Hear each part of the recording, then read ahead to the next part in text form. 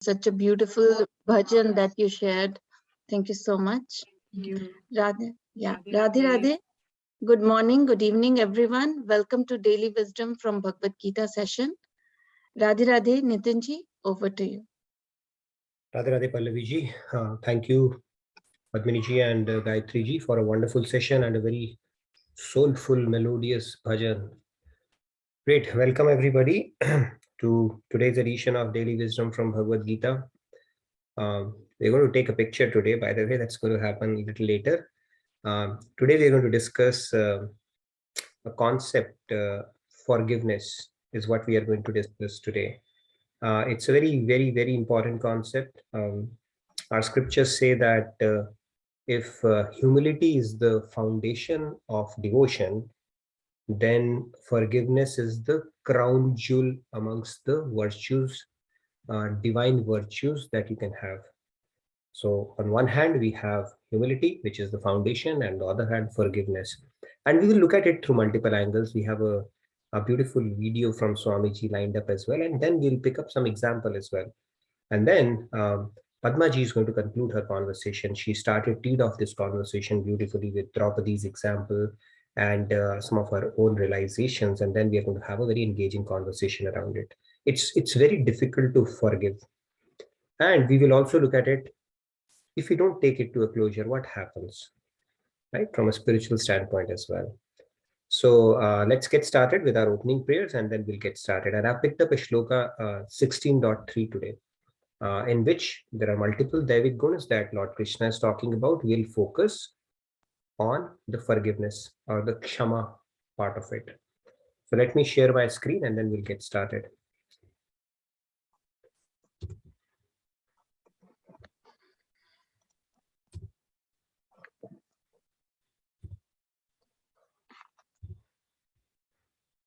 All right. Is everything all right, Pallavichi? Yes, everything is good. Great. We'll start with our opening prayers. Gurur Brahma, Gurur Vishnu, Guru Devo Ishwaraha, Guru Sakshat Parabrahma, Tasmai Shri Guruve Namaha. Vasudeva Sutam Devam Kamsa Chanuramardanam Devaki Paramanandam Krishnam Vande Jagadgurum. Krishnam Vande Jagadgurum. Radhe Radhe, good morning, good evening once again. So let's get started. The shloka, like I said, that picked up is 16.3. In fact, a lot of people have this misconception, again, one of the many misconceptions that we have about Bhagavad Gita. And that stems from the fact that obviously it's ignorance. And the other part of it is that it's the hearsay that people don't rely on. And they say Bhagavad Gita, it's all common sense and moral science, nothing more than that. It's not. It goes much deeper than that. And if you want a crash course on moral science, just go through 16.1, 1, 2, and 3. That will cover the entire moral science plus much more. Okay, so that is the depth of Bhagavad Gita. Just pick up this 3 shlokas, and all the concepts that we have discussed in our moral science will be covered and it will go much deeper. So Bhagavad Gita is not just common sense and moral science, it goes much deeper. And we are going to pick only a fraction, not even a drop, I would say, part of it, because this entire shloka itself will take a big discussion, but we will get to it when we get to chapter 16. Today we'll pick up only the daya, or not the kshama, or the forgiveness part of it. So let's recite this shloka and get the discussion going for today. Teja Kshama Dhriti Shacham Adroho Nati Manita Bhavanti Sampadam Devim Abhijatasya Bharata. All right, let's take a few hands and then we'll get started. Radhe Radhe, Rupa ji. Radhe Radhe, Rupa ji. Yeah, please go ahead. Radhe Radhe everyone. Radhe Radhe. तेज क्षमा धृति शौचम् अद्रोहो नातिमानिता भवन्ति सम्पदं दैवीम् अभिजातस्य Bharat. Very nice, Rupa ji. See, the beauty of Sanskrit is, if you look at it, if you, let's say, for example, you say Teja, Kshama, Dhriti, Shaucham, and then you say Droho Nati Manita, your meter, you will know that something wrong has happened. It's the most perfect language, because it's called the Devavani. It's perfect in every sense. And one of the language which is used as a basis even to design, the computer compiler programs as well. That is how perfect it is. So I was trying the shloka and I did Droho initially and my meter went wrong. Immediately I knew, okay, it's a Droho. Intuitively. Okay, let's go ahead. Yeah, I'll take Sunita ji. I'm seeing her hand raised. Camera on undi. Radhe Yeah. Radhe. Sunita ji. Radhe Radhe, Sunita ji. Good to see Radhe, you. let me on. Okay. Good to see you on camera. Yeah. Thank you. Teja Samadruti Saucham Adrohaniti Manita Bhavanti Sampadam Daivam Abhijatasya Bharata. Very nice. Radhe Radhe. Radhe Radhe. I think the most happy person today will be Shyamji. Okay, he wouldn't have seen so many cameras, faces on. Anyway, today's our picture day. So if you're not ready, please prepare yourself. We are going to take some nice pictures. And we'll do it periodically. It's always a good practice. So let's take a few more hands. Yeah, Hital ji and Trupti Patel. Yeah, Hital ji, Radhe Radhe. Please go ahead. Yes, Hetal, please go ahead. तेज क्षमा धृति शौचम् अद्रोहो नातिमानिता भवन्ति सम्पदं दैवीम् अभिजातस्य Bharat. Very nice. Wonderful. Thank you very much, Sridharji. Let's take maybe 2 or 3 more hands. We have good Yeah, amount of time to I cover it. saw, yeah. Any new hands? Shyamji, you put your hand down. Yeah, I saw you raised your hand, huh? Let's take some, anybody, if we have any new Anyone, yeah, who wants to, okay, Not Rita ji, yeah. Rita ji, Radhe Radhe, please go ahead. Rita ji. Teja Kshama Dhruti Saucham Adroho Natimanita Bhavanti Sampadam Devim Abhijatasya Bharata. Very nice. Thank you very much, Rita ji. Radhe Radhe. Okay, let's take maybe 2 more hands and then we'll get started. Yeah, Sandhya ji, Radhe Radhe, please go ahead. Radhe Sandhya. Radhe Radhe. Radhe Radhe. Tejah Shamadriti Shaucham Adroho Natimanita Bhavanti Sampadam Daivim Abhijatasya Bharata. Very nice. Thank you. Sandhya. Yeah, Neeta ji, Radhe Radhe, please go ahead. Radhe Radhe. Teja Shama Dhritiya Sochanma Adronha Timanita Bhavanti Sampadam Devim Abhijatasya Bharata. Very nice. Radhe Radhe. Radhe Radhe. Sumesh ji, yeah. All right, we'll take some more. Radhe Radhe, Radhe Radhe everyone. Radhe Radhe. Te Chama Driti Saucham Adroho Nati Manita Bhavanti Sampadam Devim Abhijatasya Bharata. Very Radhe nice. Radhe. Radhe Radhe. Let's take one more hand and then we'll get started. We have a bit of a content to cover and a discussion to follow as well. And by the way, in the chat, I'm going to post for the benefit of everybody who's in Delhi. Swamiji is going to be there for 4 days. So do avail this opportunity. I have put in all the contacts that you can get in touch with. There are going to be 4-day satsang, which is a pretty awesome opportunity to meet him in person as well. So do take advantage of that. And I think it's going to be his last program before he heads to US, and we are looking forward to seeing him on our CIC inauguration. So I've just posted it on the chat. All right, let's take two more hands and we'll get started. Yeah, there are a lot of hand raised today, but sorry, we can. Let's take 2 more and then we'll get started. So Preeti ji, Radhe Radhe. Please go ahead, Preeti ji.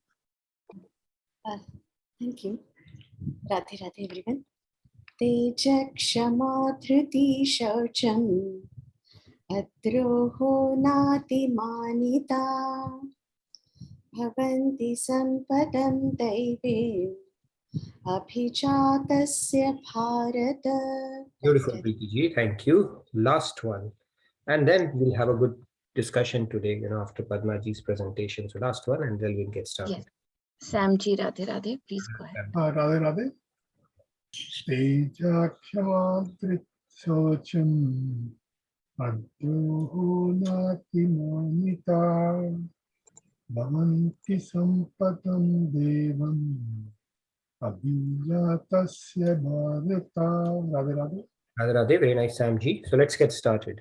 So the shloka says, the Supreme Divine Personality said, O Scion of Bharat, these are the saintly virtues of those endowed with a divine nature.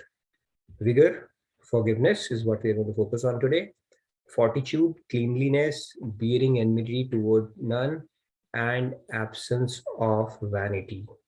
These are the saintly virtues. Basically, what God is saying, go for it. These virtues are must have in you before you can harbor any thoughts of becoming God realized, because these virtues are godly virtues. Daivik gun, so to say.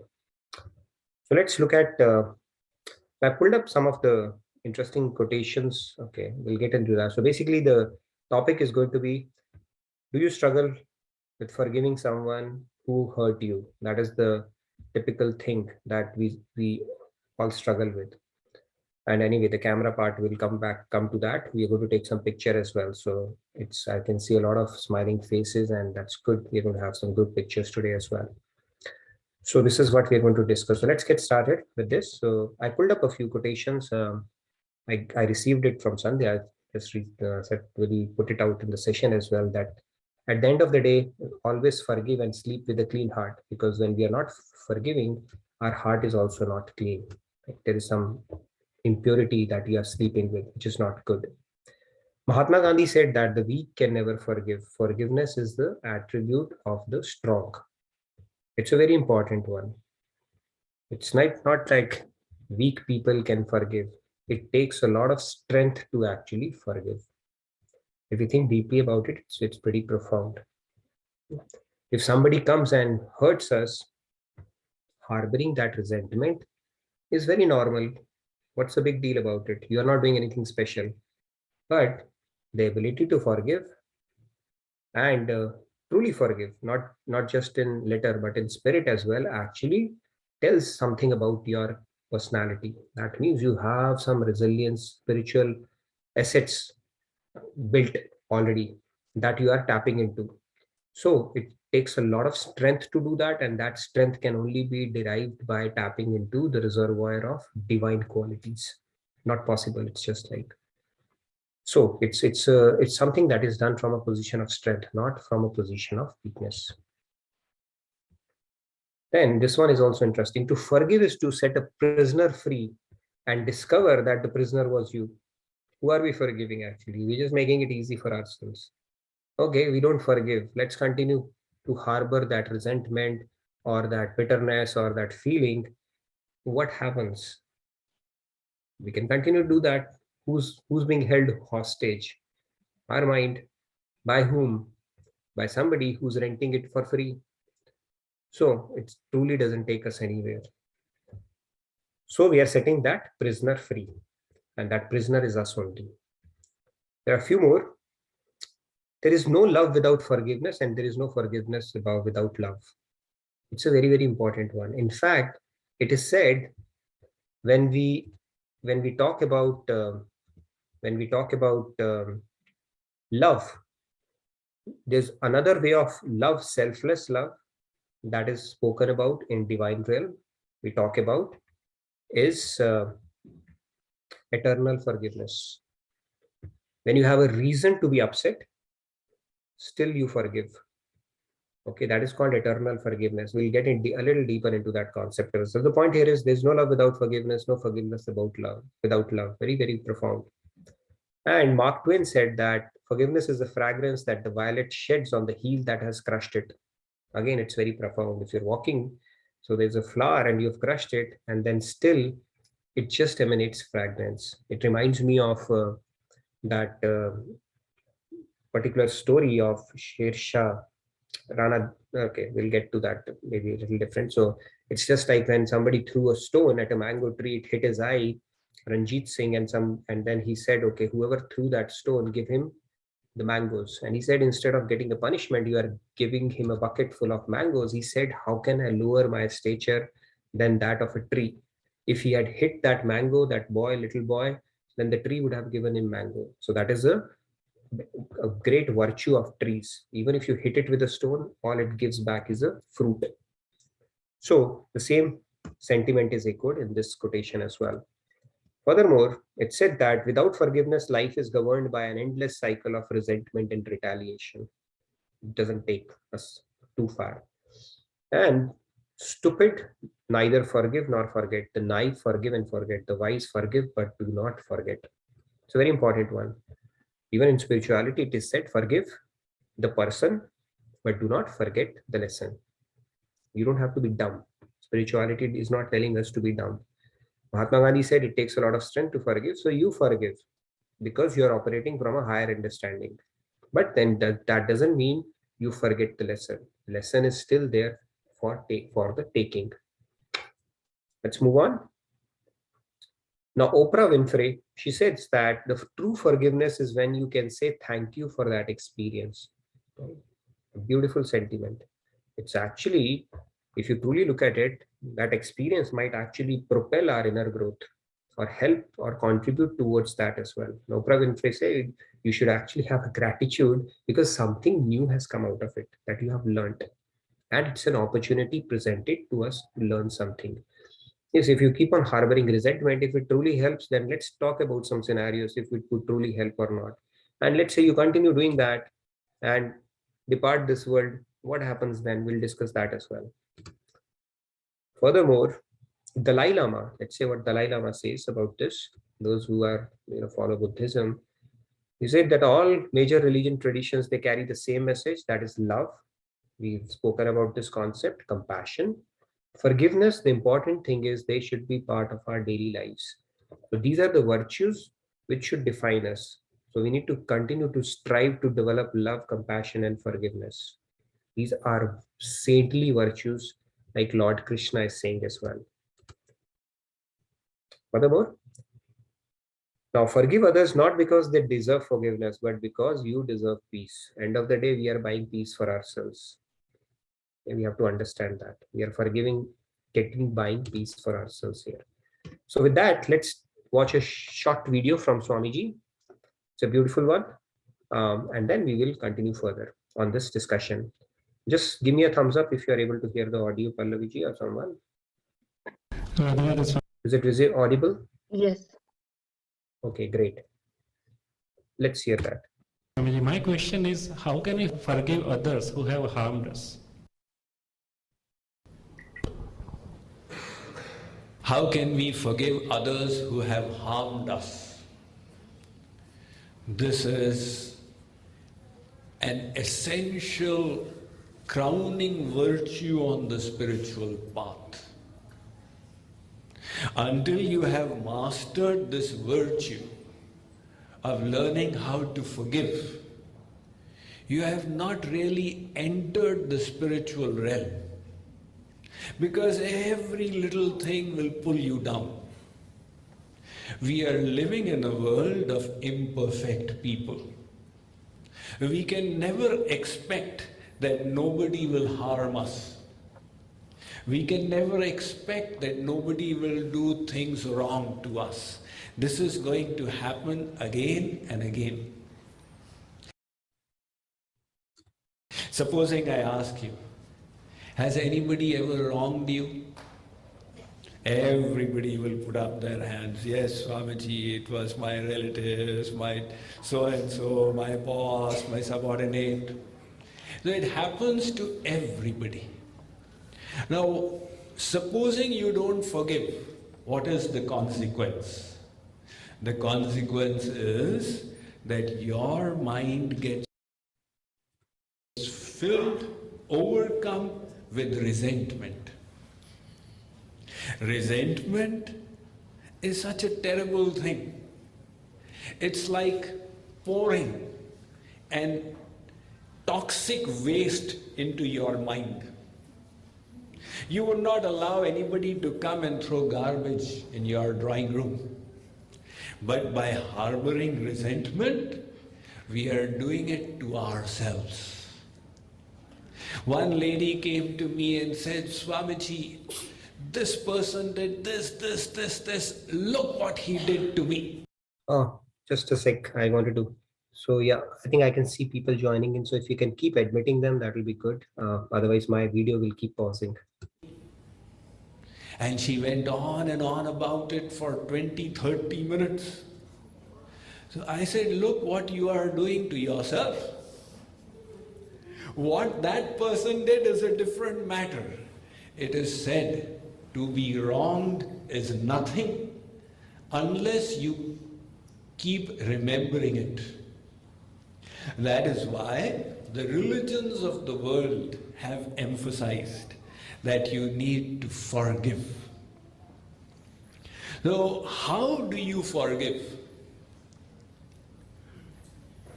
The first thing is that understand where people are coming from.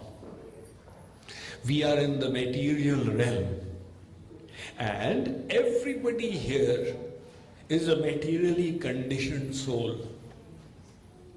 If you were to go into the hospital and say, why do I find sick people out here? The doctor would say, you are mentally sick. In a hospital, you will find sick people. What else do you expect? If you go to a prison house, you will find prisoners there. Similarly, we are in the material realm. Every soul out here is one who has been bereft of God consciousness since endless lifetimes.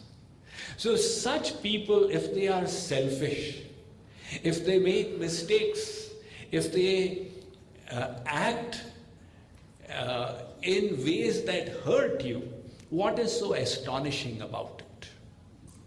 Bring this knowledge of the nature of the world. So you will not have such amazing expectations.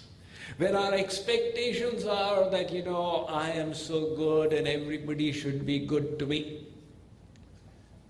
That is like saying, I am a vegetarian and this bull in front should not hit me because I have not eaten any cows. The bull doesn't care. Similarly, the world doesn't care whether you are good or bad. People are acting out of selfishness and they will do all kinds of things to you. So when you have this perspective, your expectations are not high. And that is why the disappointments are also not there. When I preach as my duty, I am prepared that the person whom I am trying to help may tomorrow turn around and try and hurt me. If that happens, I will not be surprised. That's the way the world is. Now, after understanding the nature of the world, the second is to remember that you forgive not as a favor to the other. You forgive as a favor to yourself. Like I always say, that to harbor resentment is like drinking poison and hoping the other person dies. If we are not forgiving, we are harming ourselves. We are poisoning our blood. We are hurting our body. And most importantly, we are bespoiling our mind. That is why the saints around the world said, if you wish to make progress, you will have to master this one virtue of forgiving those who have wronged you. You will have to do it again and again and again. And when you move ahead, you will find that God will also have to be forgiven, your divine beloved. For he will behave unjustly with you. He will behave in hurtful ways with you. Why will he do that? To help you move to the next stage. Because every time you overcome a hurt, you are overcoming your little self. What makes it so difficult to forgive is that self-seeking nature, that self-centered nature of ours. And to accomplish the spiritual goal, we have to engage in a complete transformation. One saint used to say, what is divine love? Divine love means eternal forgiveness. That is, if you see the love between Radha and Krishna, Krishna is always behaving wrongly with Radha, and she has to keep forgiving him. It is in that forgiving that she is exercising her love.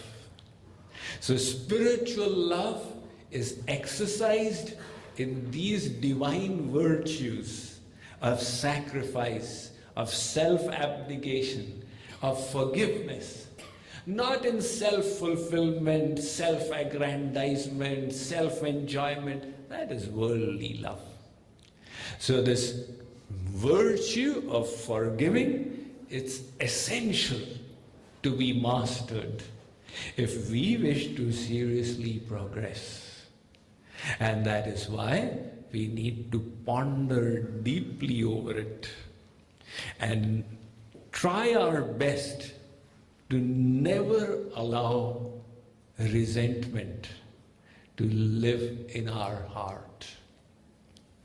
Kripaluji Maharaj says, Bhuli hu dur bhavana kahu, ho na sapne hu pyare. Bhuli hu dur bhavana kahu, ho na sapne hu pyare. Ho na sapne hu pyare. He says, even by mistake, even in your dreams, don't permit resentment or a grudge to take hold of your heart and mind. That is how much of priority the saints have accorded to the need for being able to forgive. Make it a priority, practice it again and again, and slowly you will find it becomes easier and easier and easier until it becomes a second nature. All right, hope it drove home a lot of points around it, especially that what makes it hard for us to forgive is that self-seeking part. I'll take up, let's get into a discussion on it. We have a presentation as well. I want to take up an example of a real life, okay, very, very touching example. You say, okay, this forgiveness, and then compare about your resentment and bitterments, okay, it will put it in perspective. And I picked up a real life example so that we can derive inspiration from it. Just understand the spiritual strength of this person and the kind of forgiveness this person is willing to exercise. And let me share that, because when we go through theories and these spiritual, our mind immediately rebels and say, no, how can it be? So if we do that, this will happen. I'll give you an example of a real life thing and just compare your resentments with the resentment this person would have felt, and it will put your resentment into perspective. Let's hear that. Let's look at that. So This lady, as you can see, okay, right? On November 26, 2008, this lady, 52-year-old Kia Sher, she was visiting Florida and visiting her family for Thanksgiving. And her husband, Alan, and their 13-year-old daughter, Naomi, they were on a special trip to Mumbai with a meditation group called Synchronicity Foundation for Modern Spirituality. So if you remember this year, what happened, we know that, right? The Taj shooting happened during this time. Now, what does this lady say? You can look at this article. I'll share the link with you. The guy who killed, she lost her husband and the daughter. She said, I forgive Kasab, women who lost her family in 26/11 terror attacks. You can go through the entire story, but some of the key anecdotes that I picked up from this is, she said that when I looked at Kasab, this guy who had killed, brutally killed, I realized he was, as old as one of my sons. She's talking about the murderer of her family. Her entire support system, her entire life is taken away by this guy. He was as old as one of my sons, and I heard Jesus Christ inside my head, Father, forgive them, for they not know what they do. And then she said, I decided that I did not want to respond to hate and violence with more hate. I did not want to hold on to the anger. The only way to do away with darkness is to turn on the light, and the light is the light of love. I'm still alive because of the love in my heart. No bullet from any weapon can kill love. Love cannot die, she adds. Just imagine this lady being able to exercise that. In fact, there is a Saptamev Jayate series Amir Khan had created. This story comes in that as well. Okay, it's a very interesting story. So just think of it. She's lost her kid and husband, and she's able to exercise this thing. Amazing spiritual reservoir she would have built, right? Cannot happen overnight for sure. Okay, now if we don't give a closure, let's look at that part as well. Now in chapter 2, we have gone through this concept of raga, dvesha and stuff like it is the kind of a dvesh. If we don't do a closure, and let's say we die, or we were not able to take it to a closure, then that account is not settled. You would have to repeat with the person you have not given a closure to until we are able to take it to a closure. So karmic debt will dictate that in order for you to give a closure, and the other person, both of you probably would have to come in some form or manner to continue with that until it comes to a closure. So you are actually creating a case for yourself to repeat again. So it's important to let go from heart actually. It cannot happen. It's just like sneeze. It's not so easy for. That is where the spirituality technology kicks in. You need to build that understanding from a higher level of awareness, not the worldly awareness, where you can reason it out, not just for the sake of it, but actually internalize it. It's needed for myself, my own growth, and also the fact that this thing is going to make sure the even person who is forgiven kind of gets a closure as well on it. Okay, so let's take maybe a question or two, and then I would hand it over to Padmaji to take her slides. I think she had a couple of slides she wanted to talk about. She started with a beautiful example of Draupadi. What happened to her was probably her bad timing or fate. But what she ends up doing after that has happened is her choice and free will that would dictate whether she's accruing further binding karma or uplifting her soul. So this is the ability to tolerate the offenses without feeling the need to retaliate. And like I said, it is when humility lays the foundation for devotion, forgiveness is the crown jewel. Any quick questions before we get into the presentation from Padmaji? I think we can take maybe a couple of questions and then we can get started with Padmaji's presentation. I think she had a couple of slides pending and we can take our discussion forward then. I see Shrutiji's hand raised. Yes, Shruti. Radhe Radhe, Shrutiji, please go ahead. Yes, Shruti. Radhe Radhe Pallaviji, Radhe Radhe Nitin. So Nitin, you said that we should forgive but not forget. So if we remember, then how can we forgive? Isn't it like holding the grudges? Like whenever I think of the event, wouldn't it bring the how can I forgive? Can you give an analogy or some? It's like something to explain it better. Yeah, let me try to. I may not be able to. I'm sure a lot of people can do that better than me. But let me try to give you an analogy around it. Even in management or when you work in a corporate setting, they say When we talk about something, right, in meetings or with people, they say focus on issues, not on people. So you simply objectify these things. You know, this is an issue and this is a person. You don't associate that issue with the person. That is a high level of consciousness. Okay, this problem is there. Let's focus on the problem rather than on the person, that this person is like this, because it's not going to help solve the problem, right? If your deadlines are getting missed, work is getting stuck, you start focusing on the person itself. How is it going to help your cause? You focus, okay, this is the problem. Let's find the solution and forget about the personality. We can deal with it later, maybe, right? So when you objectify a thing in every situation, if something wrong has happened to you, maybe you got tricked or fooled by somebody in life, that means you learn that lesson. Don't take it on face value. There are always two sides of the story. Be smart, apply your intellect, and then when it regards to person, that negativity that will come in, that hey, how can he do that to me, then you apply the principles, higher principles. Everybody is operating with a self-interest, and we should not be surprised looking at patients in a hospital. Similarly, anybody can do anything to us or say anything to us at any point in time. We should not really be surprised. That is how the world is. So if there is an interest, I can share something with you. Dunya ka vastavik swaroop. This is how world is. If we want to create a rosy picture around our head that everything is going to be perfect, this is my friend, this is this, nobody will, it's just fooling yourself. Anybody can do anything to anybody because we are under the spell of Maya. That's exactly what Swamiji was telling. So we should not really be surprised. And everybody is operating out of their self-interest. When greed comes in, could be any motivator, then don't be surprised if they acted in that way. That means you be careful next time around, but forget about the person. Now, don't forget the lesson, forgive the person. That, okay, you know, they need some healing, I forgive you. Okay, your karma will take care of it, not even having that grudge for that matter. That's what spirituality tells us. But don't forget the lesson. That means we are not taken for a ride the next time. We are more careful around it, and we are proactive around it. We preempt certain few things and not get surprised. Oh, by the way, how did he do that to me? No, it's nature of the world.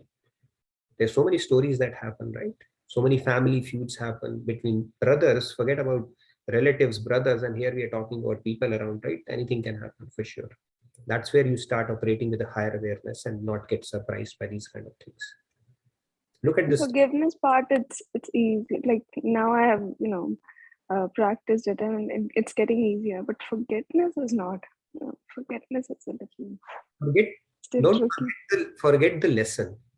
What was the lesson? Yeah. So that the same mistake is not. First time is a mistake. Second time is a carelessness. Third time it's a choice. Right? It's a choice you are making, because after that it's no longer a mistake, because we should have learned from it. All right. Yeah. So anyways, Nitinji, it might take little time, but yeah, forgiveness will start coming as well, I think. Yeah, I think we need to practice that. We cannot justify it in our head. No, it's not possible. We have to do that for our own sake. If you want to progress in spirituality, this is something we have to reason out with proper knowledge, no other choice. And the spiritual practices, of course, if you do meditations, bring in right knowledge, do chantings, that will bring in clarity, that will remove all that stuff automatically. That cleansing would start happening. So it's a natural consequence or a byproduct of that cleansing that happens inside us. Okay, I don't want to take much time. I know quite a few hands. I will take Sunitji. Yesterday also I couldn't take her. Sorry about that. Sunitji, please go ahead. Then we will It's give. okay. Thank you. Doesn't matter. But today I just want to add on this.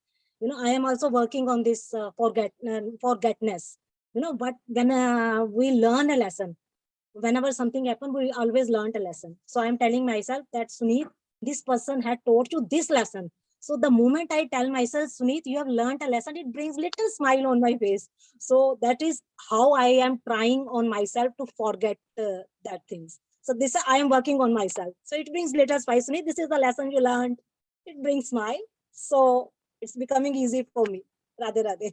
Beautiful, Sunitji. Oprah Winfrey saying, true forgiveness is when you can say thank you for that experience, right? Yes. It's a beautiful one. Yes. So I will add this line. Thank you for this lesson. No worries. So we'll continue with this discussion. I want to give some time to Padmaji to conclude her presentation. In the meantime, we can take quick pictures before we get that. Maybe a couple of minutes we can spare for that. So if you all can turn your cameras, and I can see the biggest smile on Shyamji's face. despite its multiple players, finally we get to a day where we are seeing the most number of cameras. Like I said, we'll do it periodically, but if somebody has a good camera or they can take, please go ahead and do that. And let's do it for all the screens. We have about 80 plus participants today. So if somebody can do it screen by screen and do that, that will be wonderful. But just make sure, take my picture when I'm smiling. Okay, so let's do that. It's good to see so many faces today. A lot of them for the first time for sure. Nitinji, I think if you can stop sharing the screen, then we can see. Okay. Sorry about that. Yeah. Yes, please go ahead. I'm sure somebody would be taking those pictures. So Shefali, Sandhya, or any other. Let's take it for all the pages so we can cover all the participants. If you have somebody has a bigger screen, even better. I want to put this picture in our fundraiser as well because it's our collective effort as a team. I really want to put everybody's picture out there.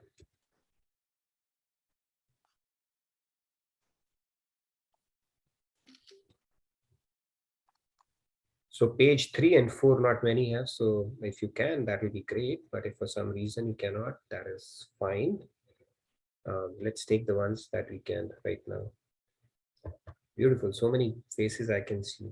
Chetanji, Sunita ji is there. Sumeshi, Manishi, Samji, Suchitra ji, Tejaswi ji, Surinder ji, Prabhu, good to see you. Dinesh ji, Indu ji, very nice.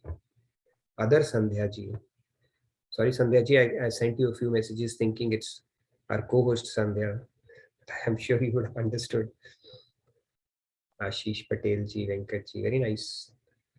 Priyanshu ji. Thank you, everybody. Are we good? Have we covered? I think I got a couple of screenshots as well on the iPad. Yeah. Okay, wonderful. If we have covered every Pragya ji as well, Pragya ji as well. Very nice background. Okay, if you have taken the pictures, then over to you, Padma ji, to walk through the remaining slides, and then we will continue with our discussion on the forgiveness aspect of it.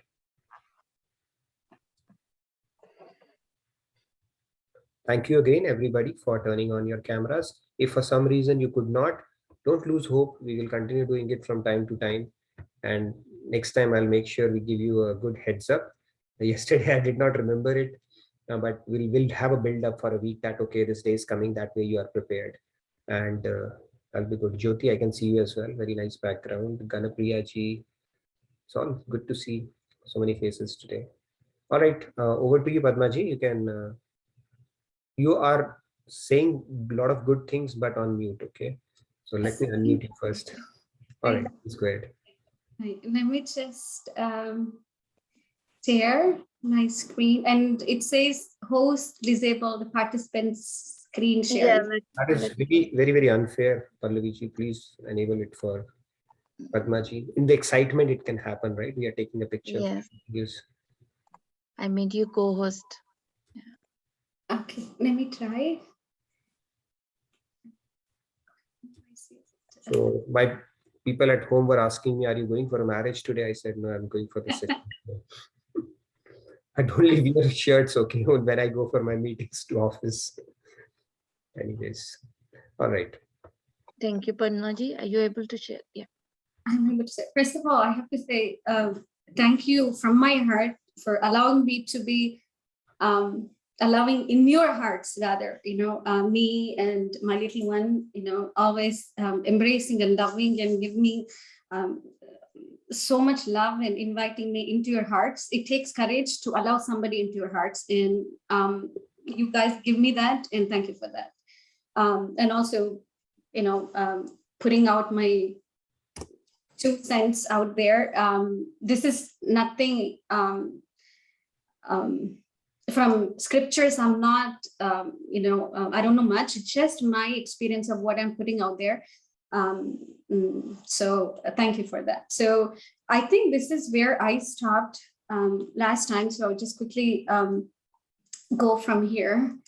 And there is a screen, somebody is coming. I'm just admitting because I know I'm the co-host. So how to forgive, and this is for me, I have to, and the words that I put in is something that I have processed over the time, and then I have put in those experiences. People are ignorant of their doing. That doesn't mean that they're dumb or bad or anything. They're just ignorant. Doesn't mean that you're judging them for being bad. You are just stating that you are ignorant also, and as you are ignorant, they are also ignorant of certain things in life, and we have to accept that, right? People are ignorant of their doing anything. We don't know what their past samskars are, so we don't know what they're actually going through. We really don't know another person. We don't know ourselves either, so we really don't know what the other person is actually going through unless they're willing to come out and tell you what is that they're going through. Childhood traumas, past things, their experience in life, anything that we don't know. Don't be harsh on yourself by being harsh with others. Why do I say this? Because I always used to cry a lot. I didn't find the right solution of how to approach, and that emotional pain was really not helping me satisfy my soul. And so there's something wrong about this behavior of constantly crying. Why do I ask myself? Because I'm a mother, and more than anything else, my duty was coming in my way, and I was feeling guilty of my job. I was feeling guilty of the dharma and the duty that I have to do towards my kids. And I say, I really have to get my head straight, that I want to be my best version to my kids. And the only way that I can do is I have to rectify myself. So that's why I'm saying that don't be harsh on yourself, because when you're harsh on yourself, it just doesn't affect you, but it will affect everybody who's around you. And I felt that sense of responsibility that I have to fix myself so that I can be the best version that I can be for my child. Hurting people, hurt others. We can draw upon this ourselves. When somebody really behaves mean to us, our immediate mind says, oh, you know what, next time I'm going to verbally say something. We think that our language and our intellect and the smartness God has given us so that we can really show ourselves in giving a right attitude, answer, and that kind of mindset. When we experiment ourselves, do I do this, or have I done this, or constantly does my mind actually do this? Then you can put yourself better in their shoes and say, you know, they're hurting for some reason that we don't know. We might not know why, but God knows the reason, and that we have to take it for granted that you don't know. We don't know, but God knows. That gives you the clarification and a freedom to say, he knows why I'm suffering. He knows why this situation is suffering. He knows why the person is suffering. And everything which is designed is exactly the way that it's supposed to be designed. They need help equally as well as we do. That gives you the freedom that they have a right to perform and act the way that they're thinking that they think that they're doing right. And replace emotions with spiritual knowledge of empathy. This, I did not have the language, but I think I had that emotion to begin with. And how can I say that I have that? Is because when situations happened over the past of 24 years, there was never a time where I was getting mad at this person. I was actually crying for that person, and I really needed an answer, like, why is that I'm not getting mad? And people were actually getting mad at me that I was not getting mad. Why don't you get mad at this person? And I don't know why I did not get mad, but eventually I found the answer. When you truly love somebody from the place of empathy and the place of love, doesn't matter what they do to you, it will not change you. You will still continue to love them the way that you have learned to love them. Your emotions for that person will not change just because they behaved bad with you. That for me was something, a blessing that God has given me, that I was not able to change my emotions for that person, maybe able to change the dynamics around that emotion, but not the emotion itself. Forgiveness is and nots. This is my nots. This must not apply for everybody. Not an instant gratification from God, and spiritual justice is not a shortcut. You know, if you're expecting some miracle to happen, that you feel that you've forgiven that person and something fantastic has to happen to you right away, it doesn't work like that. It needs patience, repentance, penance, and conviction. Conviction that even if your monkey mind says, get mad at them, you have to convince yourself and convict yourself that this is not my nature. I don't want to sit in this space, and this is not what God wants. He is the ultimate judge. God is the ultimate judge. We don't have any power to say if somebody is right or wrong spiritually. But externally, there might be some duties that you have to do to yourself to protect yourself and protect the situation and protect whatever that you need to protect. We have to wait for our hearing day. There will be a day that you will be given that justice, but we have to wait for that. It might not be the way that you're expecting. It might be in most fantastic and beautiful ways, other ways that God will bless you for that patience and conviction. There is not recognizing someone's inability to like themselves and love others is not your fault. Most of the time it happens. You might be the most loving person to that person. You might want to give love to that person. Just because they do not receive it, it's not your fault. It's not your fault. And many times we take that guilt upon us that there is something wrong that we are doing. Do what you're continuing to do, but don't take the guilt that somebody is not able to take that love is not your fault. Anticipate challenges from God. Again, this is his way to refine you and then purify your mind. Stay away from punishment mindset. God never punishes neither them nor us nor the situation. He just gives you other opportunities to learn and learn better and then be the better person the next time. We can only earn our spiritual merits through spiritual penance with the grace. When we think that we are doing all this, it doesn't work like that. You say, God, give me this energy to give me the strength to actually go through this process because I am broken. I'm in fragments. I want to put myself in these pieces, but I cannot do this perfectly. I have confusions. I don't know whether I'm doing it out of duty or whether I'm doing it because there is a desire. You commit yourself to God and say, I am broken. And that is the spiritual asset, I think, that we can take with ourselves from day to day. Recognize your boundaries, respect and protect your boundaries. This is important. The mind can go between a confusion of what is forgiveness and what is forgetting, right? I think it is Srutiji who was asking this question. How can you forget but still forgive? Forgiveness is an internal process that you're forgiving that person for something that they have done wrong. But it doesn't mean that you have to forget the lesson or the blessings that they have given you for you to grow in your spiritual path. That is what I have to say. What is forgiveness and what is not forgetting the lesson? Understand what you're entitled to.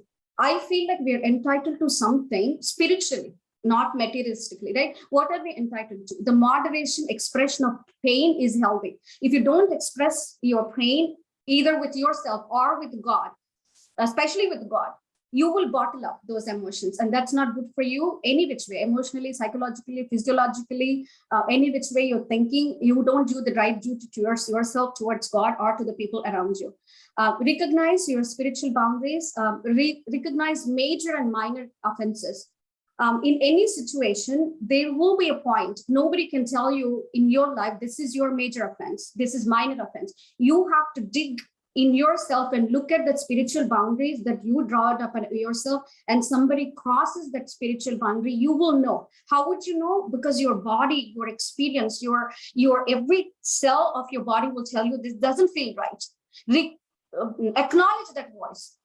That is your tool to know whether something is happening right or whether something is not happening right. Your true assets are the spiritual assets that you build from inside, not the illusion scenarios in life. They're just God's leelas to sharpen and mirror your mirror and purify your mind.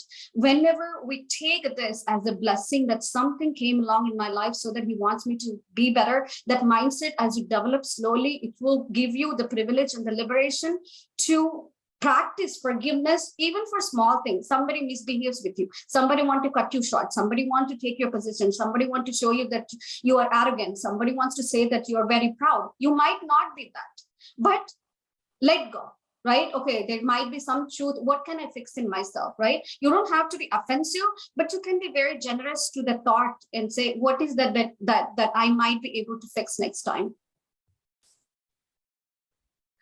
Things to do regularly, which is, again, this is my list that I do as consciously as I can. Make forgiveness as an act of worship to God.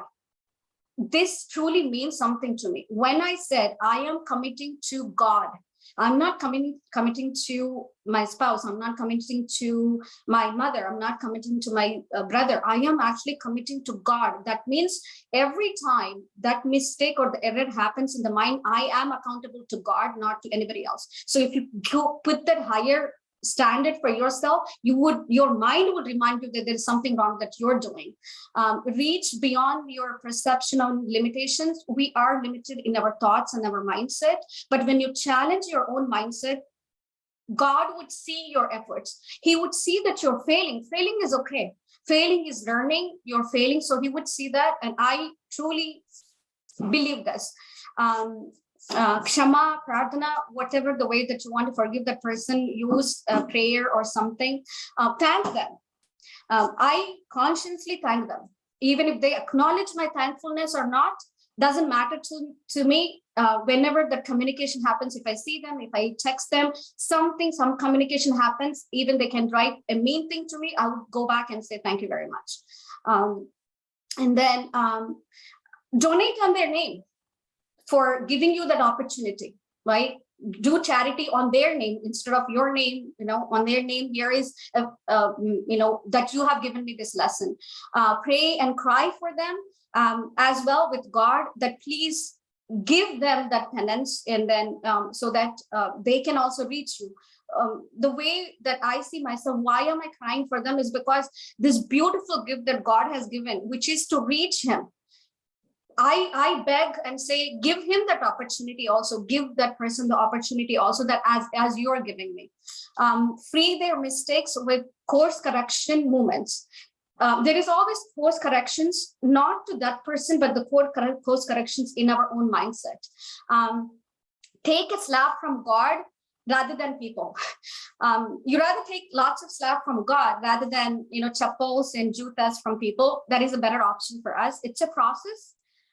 Baby steps are important, and be proud of those baby steps, because God has given you the grace and the courage to actually take those baby steps. Do not punish self for failing, but punish yourself for not learning. And then I just have like one more slide. Forgive. When do you forgive? You have to start forgiving. At least the thought, if you're not there in the mindset, at least the thought process that you want to forgive them while you're actually hurting, that will liberate them to be happy. That will liberate them, probably, in my mind. Maybe it's true or maybe it's not true. Probably that will liberate them to take a baby step towards God. That is my mindset. Whenever convictions toward God is true, try to be that light in their darkness. They might not see that light, but you shed that some light to the situation. Eventually, maybe they would see it. We don't know. Remember that it's our job to do the right thing first, right? So that God actually helps us with our emotions later. Most of the time, and this is again me, I was dealing with emotions and I just couldn't get over my emotions. And then somewhere, it struck to me that I have to actually remember that it is my job to do the right thing first before I can actually ask for anything else from God. Draw the grace through your efforts and actions. Unless you put it in actions, it's not for people to watch. It's not for people to give you crowns that you're doing this. It's not people to say, oh, you're doing a fantastic job. But for your soul to take that next step, you have to put it in action, because only when you put it in action, your mind will recognize that. Only then that will become a conviction, not to prove to anybody, but to yourself. Cry over your river of pain, but don't forget to build a bridge over with courage and conviction. It's okay to cry. It's okay to cry over your emotions, but don't forget to bridge that, take that next step over. Why is it important? The physical health, the spiritual health, the social health, our responsibility towards society. Why did I put this? For me, it's important. Every day I go into a classroom. Every year I have almost 120 students that I deal with. I cannot take my emotions into the classroom. It's not the right thing to do. I have to leave it outside and I have to present myself in front of my kids as my kids. What would I do? These are my kids. What kind of conviction can I bring? So there is a social commitment towards the society that you have to forgive. The emotional well-being and the intellectual health of your own self. And the very last slide is, if you go to work on your goals will go to work on you. If you go to work on your plan will go to work on you. But whatever good things we build end up building us. That baby thing that I was yesterday, the baby thing that I was 20 years ago, the baby thing that I was 4 years ago, the baby thing that I was ignorant baby that I was 5 years ago, I'm still a baby, but I have learned some lessons to be a better baby today than a baby that I was yesterday. So basically, those are the thoughts that I thought I could put together, that I thought I could bring some completion and closure. And thank you again for everybody who's on the call and giving me another opportunity to come back here and say a few things. Thank you. And thanks to God and thanks to Swamiji. And I will share just one thing regarding my personal journey and Swamiji. I knew Swamiji since 2015 that I have moved from Connecticut to Texas, but it was just not a personal touch. I was going to temple, I'm seeing him from far. We used to have Sunday satsangs there. We were right there. We didn't have temple at the time. I was right there sitting next to him, but I was so immersed in that pain and illusion. I never approached him spiritually. I was never able to approach him spiritually until 2018. Not even 2018, 2021, during family camp, and my mind was so cluttered. But I just needed to ask Swamiji just one question. And I asked him one question, and this is my question. And your question might be very different. I asked Swamiji, what is the dharma or the spiritual dharma or the dharma of a woman? And he told me that the spiritual dharma is the highest dharma. That one question liberated me from many of the confusions that I had for 24 years. That is my experience with Swamiji, and that liberated me completely. Thank you, God, and thank you, Guri, for that. And thank you, Nitinji, Sandhya, and everybody else who's on the call. Wonderful, Padmaji. Loved it. In fact, you verbalized a lot of stuff that Swamiji said, that executive statement that he made, that look at it from other people's standpoint. We should not really get surprised, and you are trying to put that to action. Where are they coming from? Why are they the way they are? Trying to put yourself in their shoes. Not just to that extent, but something that stood out for me was that you are willing to pray and cry for them as well. That's really taking it to the next level. Right? That means a lot, actually. If you're actually attempting to do that, obviously God will. You're trying to practice forgiveness, which is called the crown jewel in the path of spirituality. And you are willing to cry and pray for that person as well, which is pretty outstanding. Just to have that mindset itself, I'm sure will draw a lot of grace from God. I'm sure a lot of people would have a lot of questions for you. Loved it. I'm glad you were able to articulate all your experiences, and people can relate to it, and they'll have some questions for you as well. Let's get that going. Before that, I wanted to make a quick announcement. I'll let Pallaviji do that as well. CIC inauguration is the big event coming up. Swamiji is going to be here. He's currently in Delhi. So I have posted that to everyone in case you want to check out his schedule and the satsangs that are going on. So do avail that opportunity. I'm telling you, one nugget can change your life. Like Padmaji told, just one thing. Where you are getting stuck, it can change your life. Just one nugget. So when I meet him, every time I just closely watch the word, that particular thing that he wants to give for that year, and you just hold on to that. Okay, you just need to hang on to that, and that can take your life to a completely different direction. Okay, typically people of his stature, they don't say too many things, but one thing they will say, just hang on to that, because divinity acts through them. Just pick up that one nugget that they're telling you and work on it. And next year, that nugget would change for you. You meet him next time, that nugget might change again. Okay, that is how it works. But you need to be very, very alert and aware of what you're talking, what he's telling you, and just hang on to that. Great. CIC inaugurations help us spread the word. We have a walkathon. Walk, it's not only good for your health, but also will help to spread the buzz and the word around the donation, the fundraiser that we are doing. And CIC is going to take our offerings to the next level, right? We didn't have an infrastructure, and you see how our CIC classes are going, how many instructors, people have started getting associated to it, and it has started actually helping them in their day-to-day lives as well, right? So once we have the infrastructure, those offerings will go to a next level altogether, because it's going to be state of art and all that stuff. So do come over for that, join us virtually. And then we have Hanuman Jayanti over the weekend as well. And family camp, I think if you've still not enrolled, you're sitting on the fence, go ahead and enroll for it.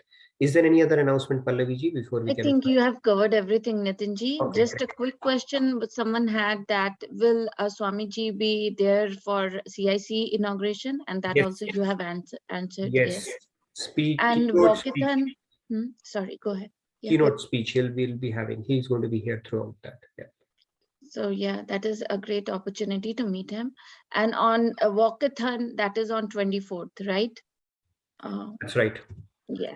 So that was another question, was about I may not be, hold on, walkathon, I'll have to double check. It's between 22nd to 24th is the 3-day festivities. Which days on walkathon? You can probably check it on yeah, the I double checked, Nitinji. It is on 24th. Okay, Yeah. wonderful. And Hanuman Jayanti is on this Saturday, April 16, and that is in the morning as well, and in the evening, 6 p.m. to 8 p.m. CDT time. Yeah.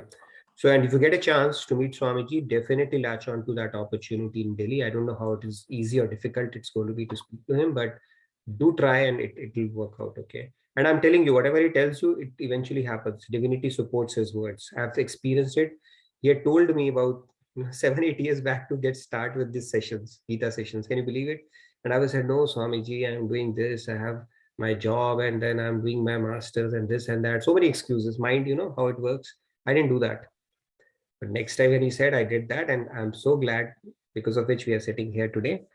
But I know what he says, eventually it has to happen. The sooner you pick it up, the better it is. And that is the nugget that is really needed for you at that point in life. You will realize it. Because when obviously he's so surrendered to his guru and reached a stage that he's in, divinity starts supporting their words. This is how this whole spirituality, the way God says, right? I never let my bhakta down. So divinity starts supporting their words. This is how powerful it is. And whatever is appropriate for you at that point in life, those words will come out from his mouth. Again, do avail that opportunity and let's get the discussion going. And thank you again for turning on your cameras. We are going to make it a monthly exercise. Shyamji, if Shyamji had his way, he would do it 3 times a day. Okay, but we'll make it a monthly exercise.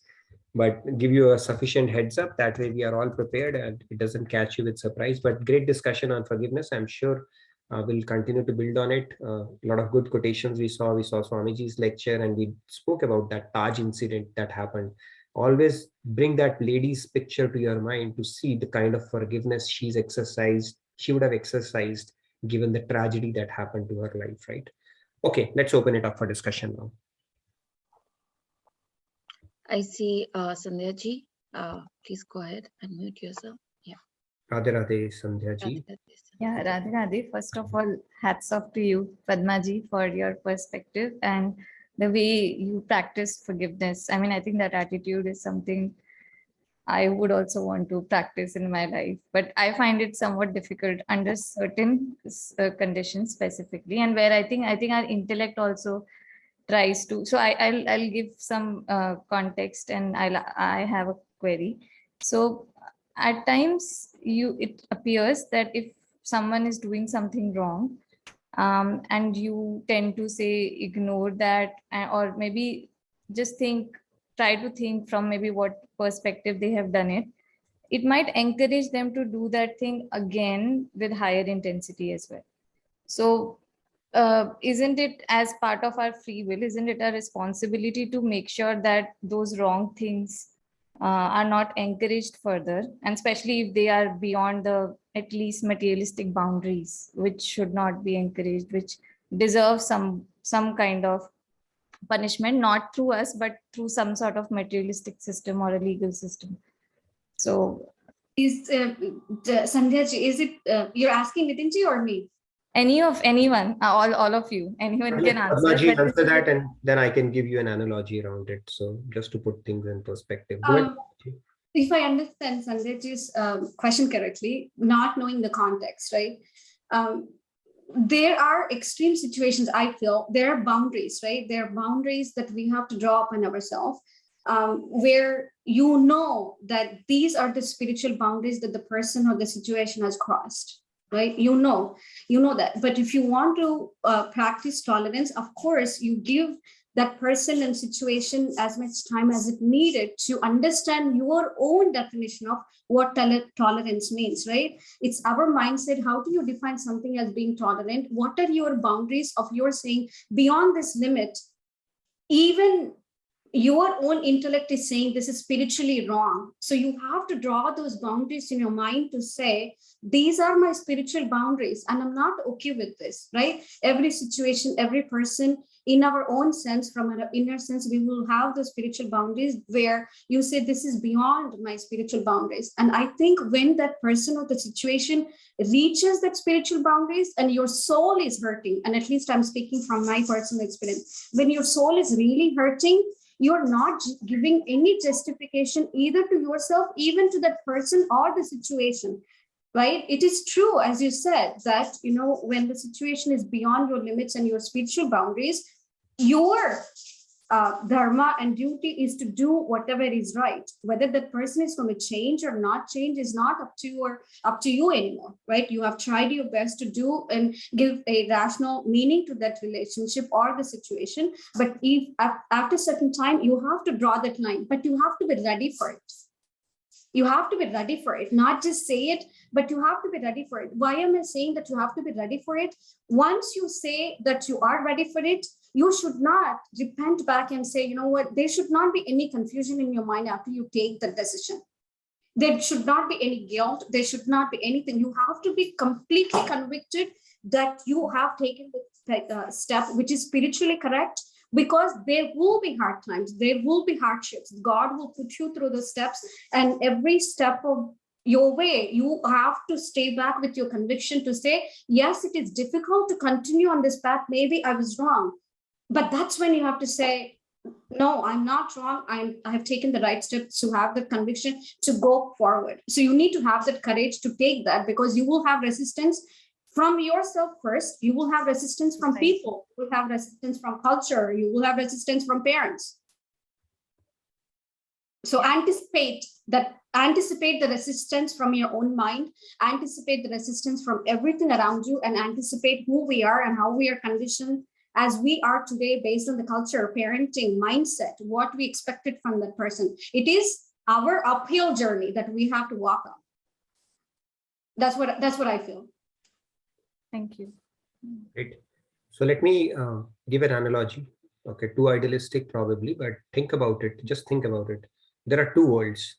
One is your the way you put on a face outside, and one is what is going on inside you. Okay, and there could be completely different, right? Sometimes we put on a face, say something, but we mean something else from the inside. Now, if you were to draw some boundary with somebody or put a lid to something wrongdoing, you could do it from outside very clearly, but from inside you could still be different. Now, Mahatma Gandhi, he did not take that exploitation from Britishers and said, okay, I keep forgiving you, forgiving you, forgiving you. He did course correction, but in a way, without getting revengeful, right? He fixed the problem. Did he fix the problem by becoming bitter or resentful? No, he fixed the problem aligning to a higher principle. And he was able to fix that. So we might be able to exercise something similar, where we are not, you from your heart, you are not having any bitterment or resentment, but you are still doing something about it with a proper consciousness. That's all spirituality is all about. Right? You can be loud without getting angry. You can be assertive and at the same time internally gentle. So it's just a matter of putting on an act to achieve an end without really dirtying your own mind. I think that is spirituality is what about. You should be able to deal with that dichotomy or duality as you grow spiritually, and that's the hope basically. I try to do that. I'm not so good at it yet, but yeah, there are times when we do that with kids all the times, right? We don't have any bitterment or resentment, but still to do the course correction, we take actions and steps around it. But with adults, it becomes difficult for us because we think, now this guy, Swamiji said, when you start preempting it that, okay, they are all kiddos only, okay, spiritual kiddos, and anybody can react anyway, then you start thinking it that way. So build that awareness and consciousness and then work on yourself. The key thing is not to dirty your mind. See, if we could continue, you see, it's very difficult to progress spiritually or to accrue spiritual gains. And like there was a movie, right? Amdani, Athani, Kharcha, Rupaya, we should not be like that. So if we have built certain assets, we should be very careful not to start frittering it away by, having that resentment. We are not able to forgive. That's just taking a lot of our mind space, getting angry. Very, very careful around these emotions, because these energies can actually deplete our merits, which are hard to come by anyways. Great. Let's take a few more questions. And how much time do we have, Pallavi? I think maybe another 5 minutes. We are 15 minutes over. Okay, maybe one or two more, and then we'll wrap it up. Yes, Samji, Radhe Radhe, please go ahead. Radhe Radhe.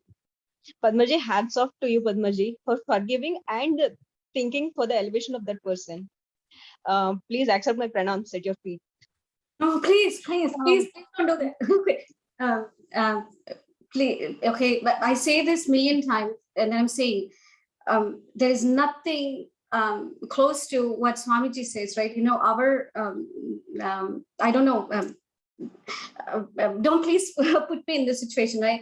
We are all in the path of learning, and I'm here. I'm here because there's so much that I learned, and I'm as I said, I am in pieces. As Nitinji is saying, right? We can be pieces materialistically, but we're trying to build, from inside. And this is when I wanted to put a concept. What is that I want to present? And this is what I'm saying, because I'm so broken about this. So that's why I'm able to present. So please, thank God for giving me this opportunity. Yeah, sure. That shows your humility too. I cannot even, one scenario that I can never imagine forgiving is when your partner cheats on you or leaves you and starts a new life with someone else. That's the highest forgiveness that I could ever imagine. I don't think I am at a stage. If I am in that situation, I can, well, actually, I mean, honestly speaking, I am undergoing also. I can never forgive that. The grudge that we carry on that person, it's not just the grudge that we carry on that person, but also the new persons who are involved in that, who came into his new life. So this is like a strong net that we carry on multiple persons directly and indirectly. I mean, how could Krishna even let these situations happen? And still, how can he expect us to forgive in such scenarios? I still really don't understand. Don't forgive, Samji, if that helps. Actually, you think that will help actually if you don't forgive? Where will it take you by not forgiving it? And how do we know that we were not in that situation in one of our previous life and they are just returning the karma back to us? How do we know? That is one possibility, right? Too many possibilities are there. But resentment and having that, if it truly serves you, think about it daily. Is it helping me out? And if it's helping, double it, right? If it's not helping, start halving it. It's a very simple, logical question. If it's helping, double the resentment. If it truly helps you in any way. And then it could be your own karma getting posted back to you, right? I would look at it that way, everything basically. So what happens to us might be our bad timing or our karma. What we do with it, the kind of sentiments we harbor around it, becomes our karma for the future lives. Resentment is not going to happen. If it can change that situation, what if you can forcefully bring him back? Will it serve any purpose? No, it will still not serve the purpose. The damage that had to be done is done. How do you make the most out of that damage is the choice that you make every day now. That's about it. We can do a lot of analysis around it and keep going around it. We should think like that if this thought comes, and that is fine. End of the day, simple 0-1 kind of a thing. If it's truly helping you, then obviously you need to do something about it. If it's not, then you need to think about the journey of your soul aspect of it as well, right? That resentment will not take you anywhere, and this closure of getting cheated and cheating on somebody will continue forever, right? That karmic backlog kind of a thing, if you don't take it to a closure in your head for some reason. Yeah. Can I? Yeah, but listening to Yeah. Really 2 minutes, not more than. I know Pallavi ji is late, so I don't want to stretch it beyond that. Real quick, Padmaji, and this is the last one we'll take. Right. Just something to ponder about, right? Yes, of course, your pain is rational, but ask yourself, and this is a tough question for a woman to ask, or anybody for that matter. Would you rather have that person just present in your life physically, but just not spiritually or emotionally connected with you? Would you rather make the choice for yourself, for your spiritual growth? You just want that person physically, but he's not even with you emotionally and psychologically or physically or spiritually. Would you want to make the choice for yourself? Do you want that? Ponder upon that enough, then those baby steps will come. Probably it's not even worth it to just have that physical piece of meat in your life when it doesn't mean anything, and neither of you guys are helping each other grow spiritually. Beautiful point. Great. I'm sure a lot of you have questions around this. So dial P Padmaji for forgiveness. Okay, you all have her number. Reach out to her and you will get a lot of excellent nuggets around it. Okay, so dial Padmaji for forgiveness. I will put that. Great discussion. I know we can go on for another couple of hours and still continue on that, but we have to put I know it's late for Pallavi ji and she's at East Coast. So thank you so much, Padmaji, and thank you everybody for your, and please post your questions and I'll open up a thread on our portal as well. But in person, I'm sure you can reach out to Padmaji and you'll get some really, really good practical advice around it to cope with the situations or the thoughts that are going on in your head around forgiveness. Wonderful discussion. Let's do our closing prayers. Anything? Yeah, thank you, Padmaji. Thanks, Nitinji. Samji wanted to do the closing prayers today. Sure. Please go ahead, Samji. Samji, let me unmute you. Yeah, sorry, we can't take you. There were a couple of hand raised today, but sorry for that. All right. Okay, Samji. Sarve vantu sukhina, sarve santu niramaya, sarve bhadrani pashyantu, ma kashyat dukha bhag bhavet. Om Shanti Shanti Shanti. All right, guys, have a wonderful rest of your week. Tomorrow's session is not on. Just a reminder, but rest of the sessions, the morning session and the book club is on, I believe. And I look forward to seeing you next week.